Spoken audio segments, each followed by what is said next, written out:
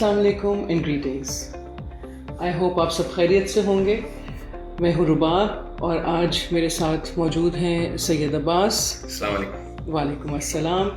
पहले भी आपके साथ हमने एक वीडियो बनाई जो कि लोगों को बहुत पसंद आई। Thank you so much for all that information. You're most welcome। बहुत से लोगों ने कहा कि ये तो इतनी इन्फॉर्मेटिव है कि हमें ये सारी डिटेल्स मालूम नहीं थी, और लोगों की ही रिक्वेस्ट के ऊपर अब हम दोबारा आपके साथ वीडियो बनाना चाह रहे हैं, क्योंकि जो सवाल आया है वो काफ़ी सारे सवाल हैं। उनको मैं ज़रा कोशिश करूँगी कि मैं इकट्ठा एक सवाल बना दूँ ताकि आप उसका जवाब बता सकें। जी। हमने बात की थी लास्ट वीडियो में कि $4 लाख पे किस तरह से आप यहाँ पे अपना अच्छा सर्वाइवल कर सकते हैं, जिसके अंदर कमर्शियल प्रॉपर्टी की बात हुई और रेजिडेंशियल प्रॉपर्टी की हुई। अब सवाल ये है कि जो लोग $4 लाख नहीं खर्चना चाह रहे या हर किसी की अफोर्डेबिलिटी भी नहीं होती है, तो वो क्या करें, और कौन सा तरीका है जिससे किमलिक हो सकता है, जिससे हम यहाँ का रेजिडेंस परमिट हो सकता है, लीगली यहाँ पे रहा जा सकता है टर्की में और सेटल हुआ जा सकता है। तो क्या कोई उसकी कोई लिमिट है, मिनिमम लिमिट क्या है? तो ये सारे सवालात जो हैं इनके आप हमें ज़रा इसके ऊपर थोड़ा सी रोशनी डालिए। कोई ज़्यादा बड़ा बदलाव नहीं आया है।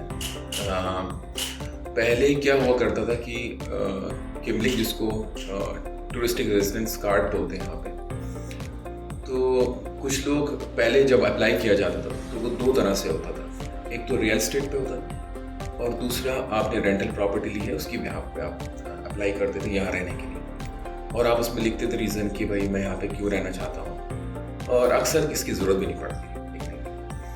अभी कुछ चेंजेस ये आए हैं क्योंकि टर्की बहुत ज़्यादा ग्रोथ कर रहा है और जाहिर है कि फिर हर मुल्क अपनी स्ट्रैटेजी चेंज करता रहता है। तो अभी का जो रूल है वो $400,000 में हो गया है, पहले 250,000, और ये तो सिटीजनशिप का है।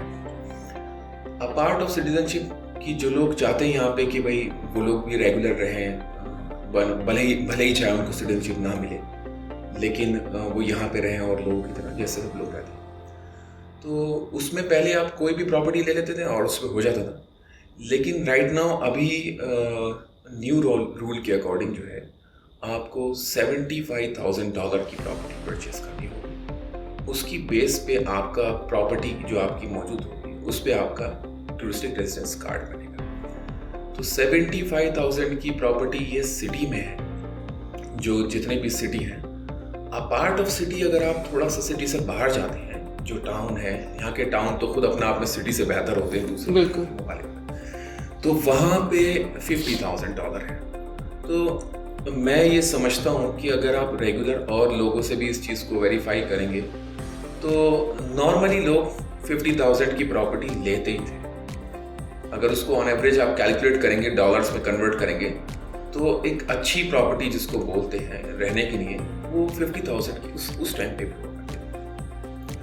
और बहुत सी फैमिलीज ये चाहती थी कि भाई हमें थोड़ी सी अच्छी प्रॉपर्टी मिल जाए और ज़्यादा बड़ी हो, तो वो उनके लिए भी नॉर्मली 75,000 की होती थी।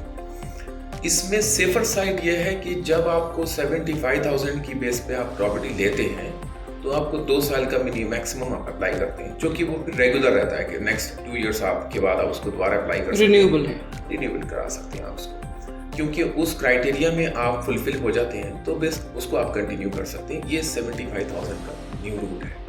सो ये इमूवेबल प्रॉपर्टी है आपकी। $75,000 का हमें आपने बताया कि वो टाउन्स में है, मेजर सिटीज के अंदर है।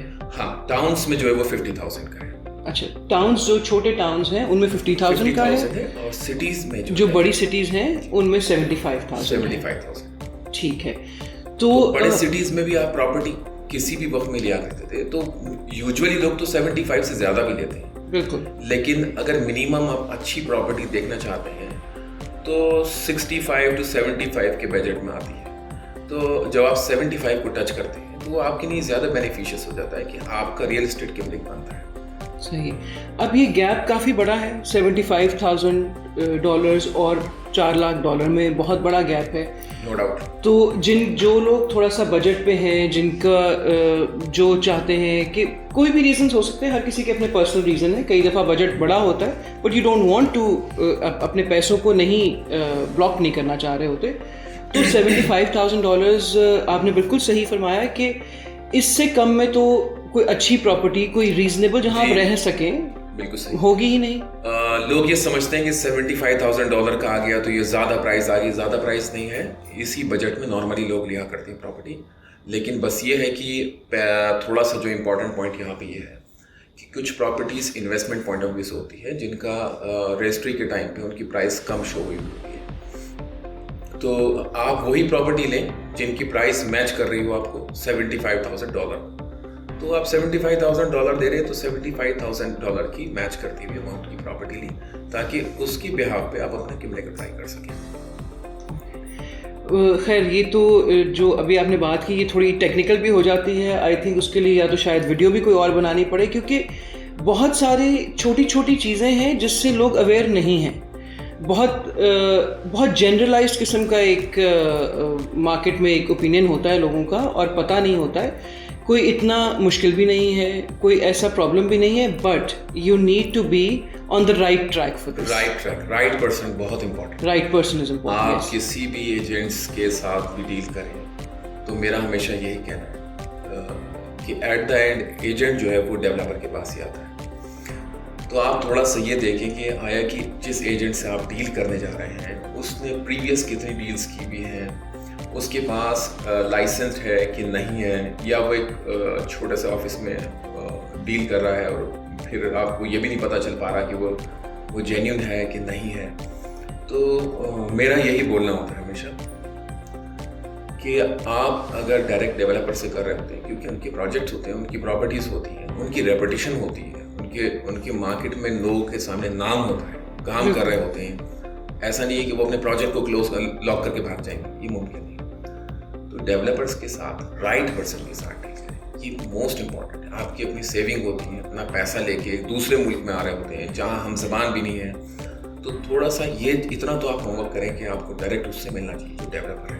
ये आपने कितनी अच्छी बात की है कि मतलब किसी भी शऊर रखने वाले के लिए बहुत आसान सी बात है कि एक इंसान जो एक दुकान खोल के बैठा हुआ है उसको ताला लगाना बहुत आसान है, और एक डेवलपर जिसने करोड़ों अरबों लीरास को या डॉलर्स को स्पेंड किया हुआ है, वो कैसे उसको तो नहीं बंद कर सकता ना, तो वो तो यहीं पे मौजूद है। सो यानी कि हमारे पास अब जो ऑप्शन है वो देखा जाए तो $50,000 से लेके $4 लाख और फिर ऊपर आप जितना मर्जी चले जाए, तो 100+ प्रॉपर्टीज हैं, तो इतनी चॉइस है, इतने ऑप्शन है कि ये आपके अपने जो प्रोजेक्ट्स हैं जी, तो मैं ये देखता हूँ कि कोई क्लाइंट्स अल्हम्दुलिल्लाह सभी सेटिस्फाई हो जाते हैं क्योंकि रिक्वायरमेंट फुलफिल होती है। कुछ जगह पे फैमिलीज पसंद करती हैं कि सेपरेट किचन हो, तो वो रेंज भी है। कुछ लोग पसंद करते हैं कि नहीं अमेरिकन किचन हो, तो उस तरह की प्रॉपर्टीज़ भी है। कुछ फैमिलीज़ पसंद करती हैं कि भाई टॉप फ्लोर पे हो, कुछ फैमिलीज़ पसंद करती हैं कि भाई हम एज्ड हो चुके हैं, चढ़ना नहीं है, कंफर्टेबल फील करते हैं। इवन लिफ्ट है उसके बाद भी वो कहते हैं कि भाई हमें ग्राउंड फ्लोर, ताकि उनको गार्डन का टच मिले, तो वो रेंज भी मौजूद है। तो सारी फैसिलिटीज़, सारी प्रॉपर्टीज़ की रेंज मौजूद है। ज़बरदस्त, तो बहुत अच्छी बात है। और तो हम इसको इस टॉपिक को आज, इस कॉन्वर्सेशन को हम यहाँ पे ख़त्म पे पहुँचाते हैं। और ख़त्म करने से पहले एक दफ़ा फिर से मैं ये रिपीट करूँगी कि आपके पास ऑप्शन स्टार्ट होती है $50,000 से। डिपेंड करता है कि आप कहाँ रहना चाह रहे हैं, आप मेन सिटी में रहना चाह रहे हैं या आप टाउन में, लेकिन टर्की इटसेल्फ में आप बआसानी राइट। अगर आप इन्वेस्टमेंट के लिए सोचते हैं कि भाई मुझे उसी इन्वेस्टमेंट की बेस पे मुझे यहाँ का TRC चाहिए, तो it will be start 50,000 from 50,000। और अगर आप ये चाहते हैं कि नहीं भाई मुझे तो रहना ही नहीं है, या फिर मेरा पॉइंट ऑफ व्यू ये है कि इन्वेस्टमेंट करना है, तो फिर उससे लो बजट, फिर आप लो बजट पे भी ले सकते हैं। हाँ, लो बजट की प्रॉपर्टीज भी उसके हिसाब से, ठीक है। और बहुत से प्रोजेक्ट ऐसे हैं कि वो इंस्टॉलमेंट की बेसिस पे भी है कि आपने $10,000, $30,000, $20,000 दिया, फिर उसके बाद आपने अपनी इंस्टॉलमेंट बना दी, तो ये भी कंफर्टेबल है क्योंकि डेवलपर्स के साथ ये सारी चीज़ों के बेनिफिट मिलते हैं। बशर्ते कि डेवलपर सोचता है कि आप डायरेक्ट आएँ, लेकिन एजेंट के जरिए आ रहे होते हैं तो उसको भी कंफर्टेबल नहीं लगता। वो सोचता है इंस्टॉलमेंट बनाओ, फिर एक एजेंट का शेयर, और एजेंट शेयर जो भी लेता है वो लेता आप ही के पैसों में से, डेवलपर के पैसों में से नहीं लेता। सही।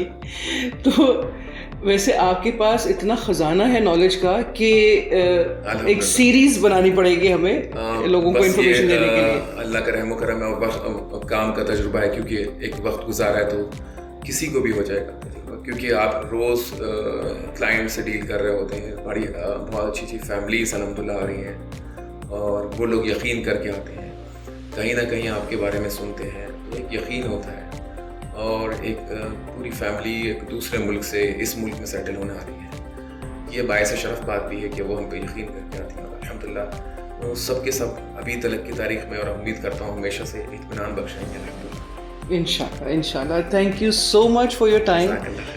और आप सबसे ये रिक्वेस्ट है कि अगर कोई भी आपका सवाल हो तो प्लीज़ कमेंट सेक्शन में ज़रूर मेंशन कीजिए। ये वीडियो भी कमेंट सेक्शन के ही एक सवाल से और फ़ोन पे आने वाली डिफरेंट रिक्वेस्ट के ऊपर बनाई गई है। जो भी आपका सवाल होगा, जो भी आप जानना चाहेंगे, हम उसकी वीडियो बनाएंगे, आपसे शेयर करेंगे हर तरह की नॉलेज को। Thank you very much. Please do not forget to subscribe. अल्लाह हाफ़िज़। अल्लाह हाफ़िज़।